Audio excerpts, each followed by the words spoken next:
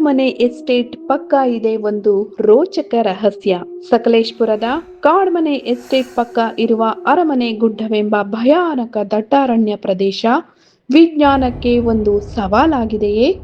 ಏನಿದು ರಹಸ್ಯ? ಬನ್ನಿ ವೀಕ್ಷಿಸಿ ನಮ್ಮ ಕೊಂಬಾರು ಯೂಟ್ಯೂಬ್ ವಾಹಿನಿಯನ್ನ. ಘಟನೆ 1.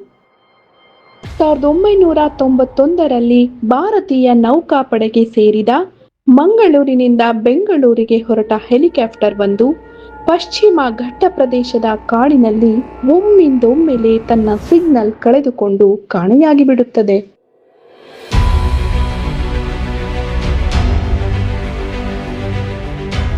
15 ದಿನಗಳ ಸತತ ಶೋಧದ ನಂತರ ಕೊನೆಗೂ ಕಾಡುಮನೆ ಎಸ್ಟೇಟ್ ಸಮೀಪವಿರುವ ಅರಮನೆ ಗುಡ್ಡವೆಂಬ ಸಹಸ್ರಾರು ಭಯಾನಕ ಕಾಳಿಂಗ ಸರ್ಪಗಳು ಹಲವಾರು ಕಾಡಾನೆಗಳಿರುವ ದಟ್ಟಾರಣ್ಯ ಪ್ರದೇಶದಲ್ಲಿ ಪತ್ತೆಯಾಗಿ ಹೆಲಿಕಾಪ್ಟರ್ನಲ್ಲಿ ಪ್ರಯಾಣಿಸುತ್ತಿದ್ದ 3 ಜನ ಯೋಧರ ಅಸ್ಥಿಪಂಜರ ಹಾಗೂ ಹೆಲಿಕಾಪ್ಟರ್ನ ಬಿಡಿ ಭಾಗಗಳು ಅಲ್ಲಿ ದೊರೆಯುತ್ತವೆ. ಘಟನೆ 2.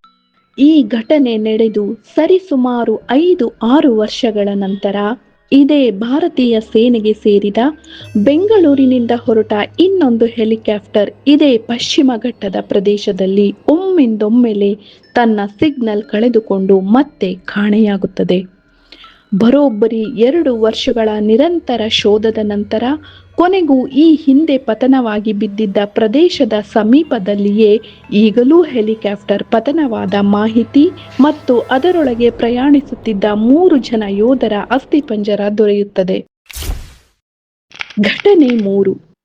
ಈ ಅರಮನೆ ಗುಡ್ಡ ದಟ್ಟಾರಣ್ಯ ಪ್ರದೇಶದ ಬಗ್ಗೆ ಕುತೂಹಲ ಬೆಳೆಸಿಕೊಂಡ ಬೆಂಗಳೂರಿನ 3 ಜನ ಯುವಕರ ತಂಡ 2006ರಲ್ಲಿ ಶಿರಾಡಿ ಘಾಟ್ ರಸ್ತೆಯಲ್ಲಿ ಸಿಗುವ ಗಡಿಚೌಡೇಶ್ವರಿ ದೇವಸ್ಥಾನದ ಸಮೀಪ ತಮ್ಮ ಕಾರು ನಿಲ್ಲಿಸಿ ಈ ದಟ್ಟಾರಣ್ಯದ ಹಾದಿ ಹಿಡಿಯುತ್ತಾರೆ. ಇವರೂ ಕೂಡ ನಾಪತ್ತೆಯಾಗಿ ಆ ಮಾಹಿತಿ ದೊರೆತ ಪೊಲೀಸರ ಹಾಗೂ ಅರಣ್ಯಾಧಿಕಾರಿಗಳ ಸತತ ಪ್ರಯತ್ನದಿಂದ ಈ 3 ಜನರ ಕಳೇಬರ ಇದೇ ಅರಮನೆ ಬೆಟ್ಟದ ದಟ್ಟಾರಣ್ಯದ ತಪ್ಪಲಿನಲ್ಲಿಯೇ ಸಿಗುತ್ತದೆ. ಈ ಘಟನೆಯಾದ ನಂತರ ಇದೇ ಪ್ರದೇಶದಲ್ಲಿ ಒಮ್ಮೆ ಬೆಂಕಿ ನಂದಿಸಲು ಹೋದ ಫಾರೆಸ್ಟ್ ಆಫೀಸರ್ನ ದುರಂತ ಅಂತ್ಯ. ಹೀಗೆ ಈ ಪ್ರದೇಶದಲ್ಲಿ ಇಂತಹ ಸಾಲು ಸಾಲು ಸಾವುಗಳು ನಡೆಯುತ್ತಾ ಹೋಗುತ್ತದೆ.